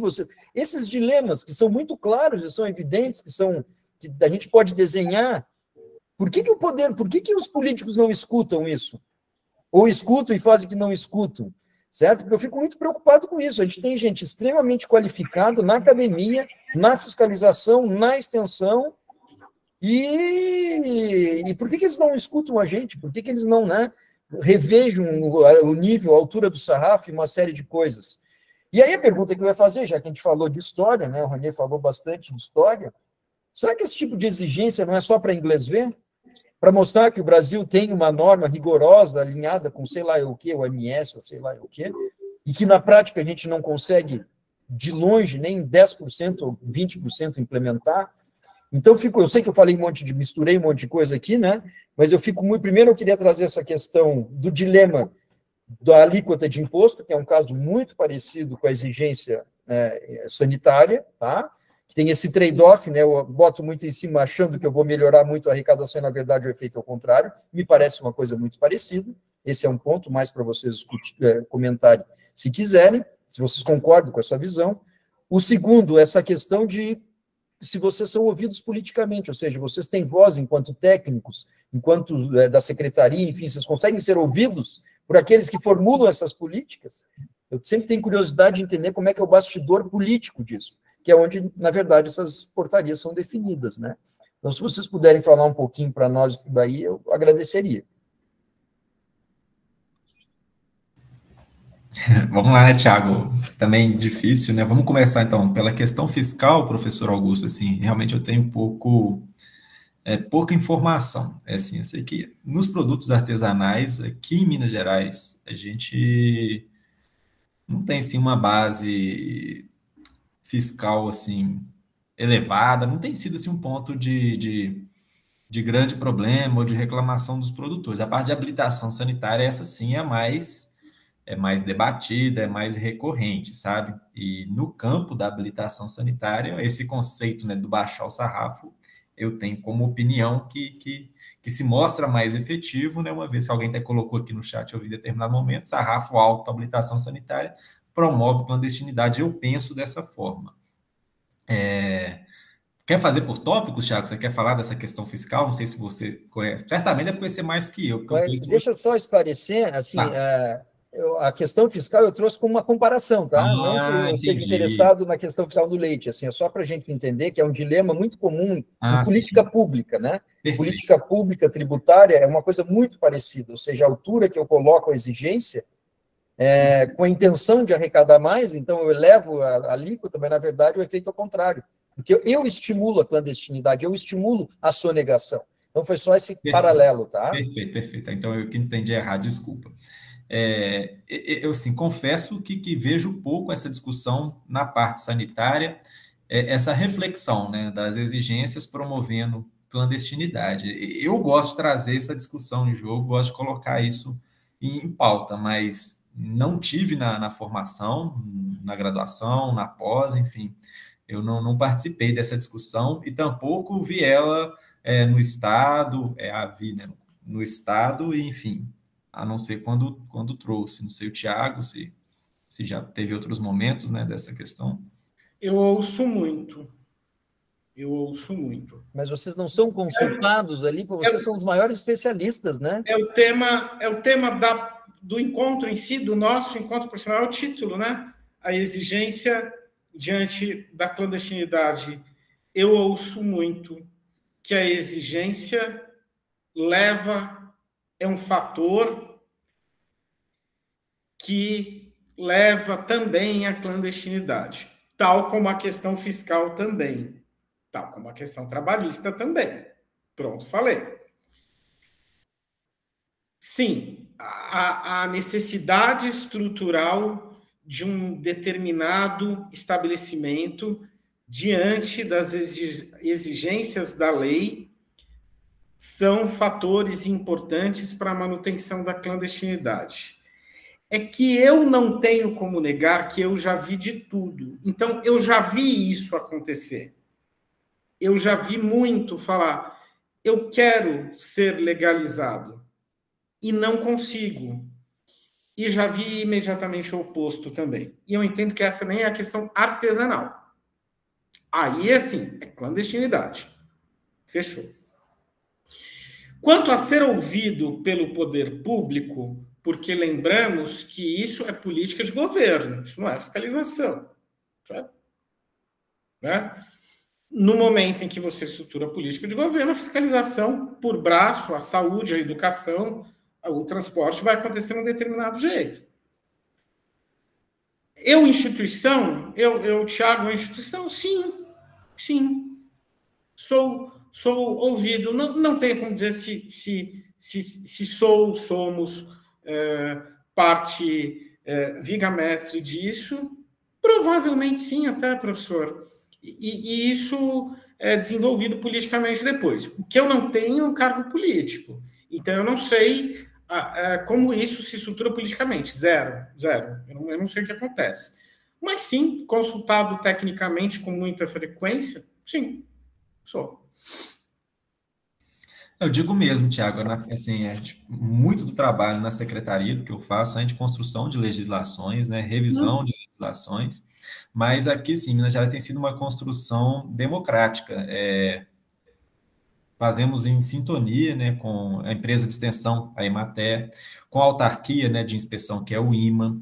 Então, é um conjunto de técnicos e, assim, e tem sido, né, eu estou no governo desde 2020, também entrei logo antes da pandemia, de janeiro de 2020, e são discussões técnicas, sabe, professor? Não tem, assim, não tem problema político, muita interferência política, né? A gente participa muito dessa parte de regulação da lei, né? Então, a lei vem da Assembleia e a gente vai discipliná-la em decreto, em resoluções, em portarias que vão aí disciplinar essas legislações e são sempre construções técnicas. Ainda que há muita, mas muita divergência técnica entre veterinários, entre fiscais, então são reuniões exaustivas, muitas vezes inconclusivas, né? Dei alguns exemplos, falei do curral de espera, posso falar de sala de ordenha, de recor de rejunte, e por aí vai, tamanho de pé direito, enfim.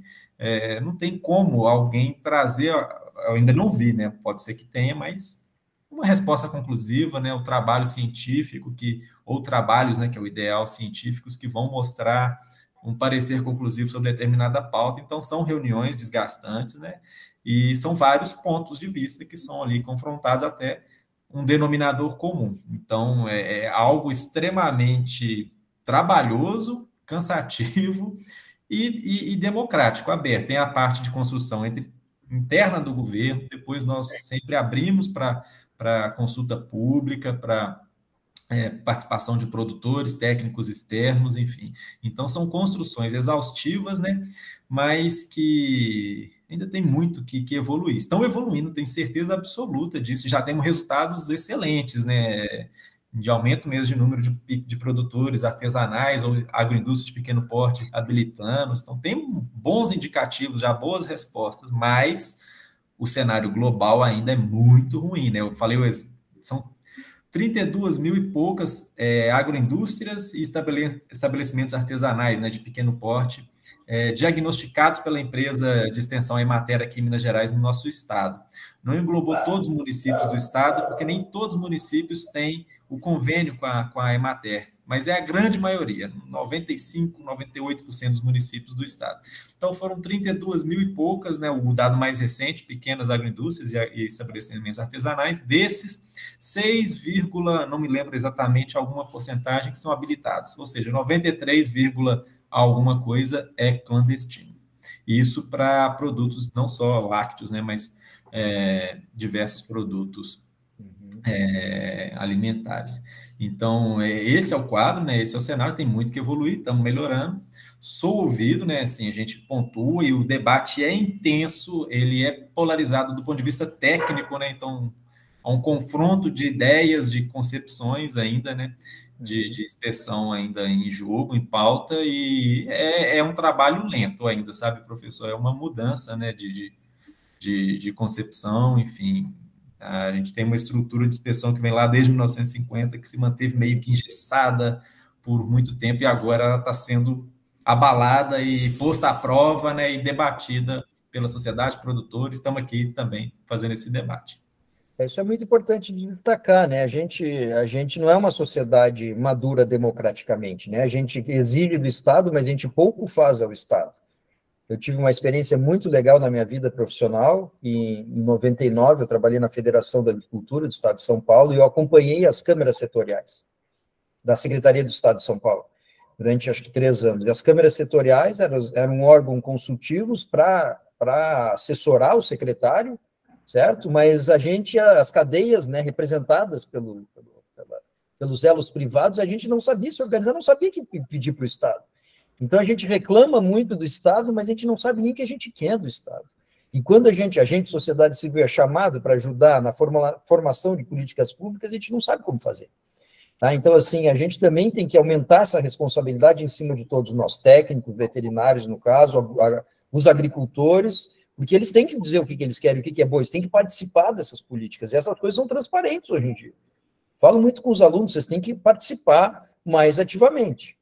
E uma coisa que eu sempre falo, nunca perco essa oportunidade, eu não sou veterinário, então eu posso falar, vocês veterinários, né, precisam ser politicamente mais ativos, os veterinários não se envolvem em política no Brasil, eu não entendo muito bem o porquê disso. Você pode ver, os agrônomos estão metidos em tudo, os veterinários precisam se fazer mais presentes, em todas as esferas de governo, tá? Vocês têm que fazer jus à profissão de vocês, né? Então, assim, tem que participar de tudo. Mas, enfim, não vou monopolizar mais. Você quer falar, professora Evelizial, com respeito? Eu só ia falar do que você está comentando, né, da nossa responsabilidade, inclusive, de participar das consultas públicas, né, para falar especificamente do tema aqui que a gente estava comentando, né, a formulação da legislação que vai colocar em andamento aí a política pública do governo. Tá certo. Deixa eu só, o Diego tem uma pergunta aqui, tá? Então ele pergunta, o que é mais importante? O produtor fazer um curso de boas práticas, de BPF, ou o uso de inox? Essa pergunta do Diego é muito boa, que eu tenho um caso prático, que eu até contei no Simpropira, é caso real, né? Antes de entrar na CEAPA, durante meu doutorado lá na UFMG, eu tive como monitor em uma atividade da UFMG de formação, né, dos alunos de graduação, que passa uma semana em uma cidade do interior, visitando propriedades e ali ministra-se a aula, né, para os alunos e também dá-se um retorno ao produtor, né, enfim, um retorno técnico. E aí a gente estava na principal região leiteira do estado, que é extremamente produtora de queijos artesanais, ali no Cerrado, né, Carmo Paranaíba, Rio Paranaíba, Serra do Salitre, uma região que produz muito queijo artesanal, produz muito leite, para a bacia leiteira do nosso estado aqui em Minas Gerais, e a gente estava visitando um pequeno produtor que tinha acabado de se habilitar para produzir, né, e comercializar o queijo Minas artesanal.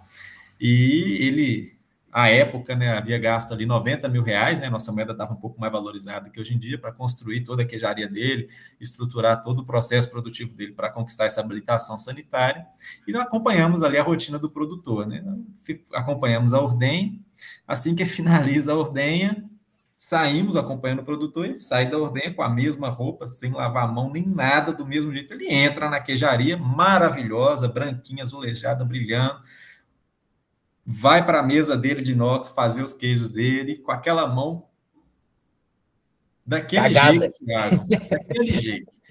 E ali fazendo o queijo, a gente acompanhando. E isso eu acho que é muito didático, né, de mostrar como que muitas vezes essa inspeção ela é muito estética, ela é muito...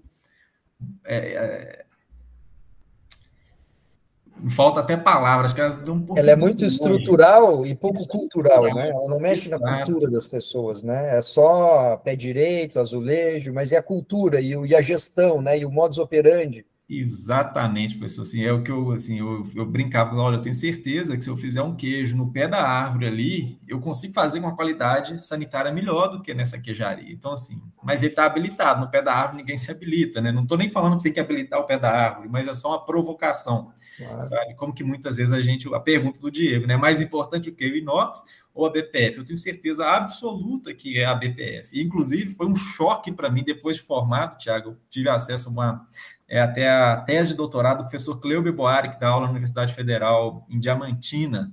Ele fez estudando biofilme em inox. E aí mas gente, inox tem biofilme. E aí, na hora que ele mostra as fotos de microscopia eletrônica, isso para mim foi um choque à época. Os biofilmes formados em inox, e o quão a superfície do inox ela também tem ranhuras, tem desníveis, tem a olho nu a gente pensa que é perfeito, que é lisinho, mas é cheio de imperfeições também. Forma-se muito biofilme em inox, e mais ainda, né, em outros trabalhos também que eu descobri que existem biofilmes que são benéficos, que eu na graduação eu só entendia biofilme como algo terrível, algo que deve ser combatido, um perigo danado, mas existem biofilmes benéficos em processos, queijos artesanais europeus, que é importantíssimo, né, o biofilme formado em superfícies de elaboração, que são ali inóculos de bactérias desejáveis para determinado tipo de alimentos. Para mim também foi um choque, mostra como que às vezes nossa formação, eu estou chamando de ideológica, é isso que a gente tem esse esse padrão estético que a gente segue para a produção de alimentos, que muitas vezes não tem respaldo científico, e aí é um choque quando eu descubro que tem biofilme bom, que tem inox, tem biofilme também, enfim.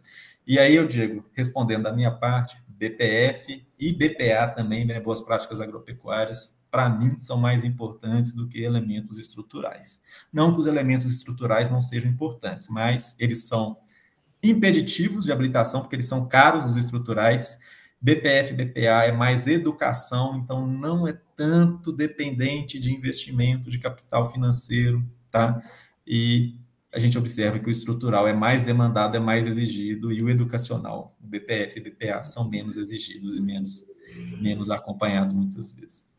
Excelente. Meu caro Tiago. Diego, posso responder as duas perguntas ao mesmo tempo e dar um fechamento bacana? Porque está desesperado falando de autocontrole aqui. Eu já vi subir 10 vezes autocontrole aqui. E esse menino quer saber do autocontrole. Vamos responder autocontrole. Ai, Diego, eu não queria ser velha guarda da Portela, Diego, mas assim, a parte estrutural é significativamente menos importante que boas práticas de fabricação, só que artesanal não gosta de falar assim, tá? Boas práticas de fabricação artesanal. Porque senão ele alega que a normatização vem da indústria. Isso é identitário, isso é importante para artesanal. E também boas práticas agropecuárias. E o autocontrole, ele é, na verdade, se você parar para pensar, a forma que a fiscalização tem de fiscalizar mais o BPF e menos a estrutura. Afinal de contas, todo o programa de autocontrole começa com o manual de BPF. E aí eu quero ser muito duro contigo, Diego. Existe uma cultura estética, sim, estrutural. O grande branco, né? Mas não existe cultura de boas práticas de fabricação. Vou deixar assim meio dark, assim, né? Assim, acabou meio muito bom. Muito... Não existe. Excelente. Tá? Não existe. Não quer dizer. Então, assim, isso é a fiscalização sanitária.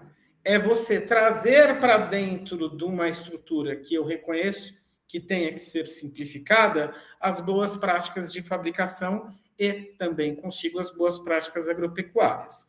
Falando isso, na média, eu tenho produtores maravilhosos, assim como já vi situações de dieta, assim, você fica falando, meu Deus, impossível. É isso. Porque, muito bom. Desculpa, professor, senão a gente tira desse evento simplesmente fantástico aqui, proposto pelo professor e a professora e os alunos, a romantização. E essa é uma parte muito militante no meu trabalho. Se não fica binário, se não fica assim, tá tudo errado, tá tudo certo, tal, olha que legal, né? Olha o Tom Zé aqui, olha que legal. Não, ele quer. Calma. Você tem nesse leque espectros de todas as formas. Hoje, a gente precisa simplificar a cultura da estrutura, concordo. E precisamos agregar com isso, junto ao mesmo tempo, boas práticas de fabricação artesanais e agropecuárias. Maravilha, gente. Bom, a conversa está muito boa, mas já está tarde, né? A gente já está abusando da amizade dos nossos convidados, então a gente vai parar por aqui, tá, pessoal? Eu queria agradecer todas as pessoas que estão ou que estiveram aqui conosco, nós batemos aí mais de 40 pessoas assistindo aqui em tempo real. Queria começar agradecendo a nossa equipe, que faz todos os diálogos, tá? Que parece que é fácil, mas não é, são vários detalhezinhos, então agradeço muito a Sabrina, ao Neto, que estão aqui nos bastidores fazendo tudo isso acontecer para a gente. Agradeço a Letícia, mais uma vez, por ter articulado tudo isso. Já vou te passar a palavra, Letícia, para você se despedir também. E aqui a gente tem um costume. Quem termina de falar são os nossos convidados. Então, eu vou parar de falar aqui, já dou minha boa noite para todo mundo. Mais uma vez, muito obrigado. Fiquem em paz, todos, todas, tá? Vou passar a palavra para a Letícia e depois para os meninos. Daí vocês veem quem quer se despedir, quem quer fazer o encerramento final. Ranier, Tiago, muitíssimo obrigado, tá? Muitíssimo obrigado pela simpatia, pelo profissionalismo, pelos conhecimentos que vocês nos trouxeram. Foi uma noite muito enriquecedora. A gente fica muito agradecido por tudo isso, tá bom? Da minha parte, muito obrigado a todos vocês e uma boa noite. Letícia? Gente, obrigada mesmo por aceitar o convite. No Simpropira já foi muito bom ouvir os dois falarem sobre essa parte. Eu achei... Até que eu quis um repeteco, né? E eu fico muito feliz de ver que a gente está tendo essa oportunidade e acho que para mim, assim, que estou na graduação, vai ser fundamental para a gente ter essa questão mais do senso crítico em meio às coisas que são passadas para a gente, em questão de normas, em questão de tudo, sabe? Então, trazer esses questionamentos, uma coisa que dá para a gente trazer para outras áreas que a gente for estudar também. Então, foi muito bom mesmo, estou muito feliz. Foi muito além do que eu esperava, e eu já estava esperando muita coisa boa. Então, obrigada mesmo, meninos. Ô, Tiago, eu comecei e você termina, né? Não é justo, não? Eu vou agradecer primeiro, eu tenho... Ela sabe disso, admiração profunda pela professora Veliges, e a gente se dialoga sem conhecer-se, talvez alguma vez, né, professora?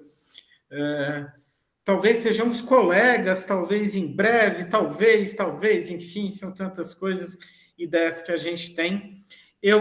Deixo comigo o abraço emocional ao Ranier, como eu falo, que ele, naquele dia, eu estava precisando de um abraço emocional, e gratidão absoluta ao professor Augusto, que inclusive me levou uma boa história engraçadinha para contar, quando numa manhã de Dia das Mães eu recebo uma mensagem enorme, e eu não sabia nem meu nome, porque eram 9 horas da madrugada ainda, eu descendo com o Foro de Teresina, ouvindo aqui, indo para a padaria, aquela coisa toda, e aí eu achando que é um aluno, falando, você me resume, que horas que é para estar lá? Né? Guto, aí eu falo, Gutinho, tal, não sei o quê. Fui clicar na foto dele, falei, esse é um aluno um pouquinho mais velho, daqueles assim, mais de pós-graduação, deve ser isso, né? Aí fui dar um Google, menino, meu pós-doc indo embora, ai, meu Deus do céu. Tenho que agradecer a oportunidade, como é bom ver alunos, como vocês energizam, e deixo uma mensagem que é a minha militância de vida. Eu sou neto de funcionários públicos, filhos de funcionários públicos, sou professor universitário por iniciativa privada e sou funcionário público. Funcionário público é a cadeia de resistência da sociedade, é aquele cara que vira para você e fala assim, daqui você não passa, rapaz. Então, valorize o funcionalismo público, valorize a fiscalização, ela pode ser parceira, sim, da produção, ela tem que ser, ela é um selo de qualidade, é ela que o Estado vira e fala assim, você é bom, você está legal. E adequações de conversa são sempre positivas. Obrigado, Guto. Ô, Tiago, deu show. Eu só posso finalizar aqui parabenizando mesmo a todos os envolvidos, parabenizando ao professor Augusto, especialmente, né, pela iniciativa, pela organização e, enfim, que todos possam aí ter uma boa formação profissional, enfim, e desfrutar também desse momento e dos outros tantos. Então, muito parabéns a todos os envolvidos, adorei a oportunidade, as perguntas foram excelentes todas, muito difíceis de responder, né, porque o assunto é complexo, mas foi muito prazerosa a noite, e vocês estão de parabéns mesmo pela iniciativa, pela organização e pelo envolvimento. Então, obrigado e um grande abraço aqui de Minas, de BH, para vocês todos que estão aí. Abraço, queridos. Mantenham contato. Beijão a todos.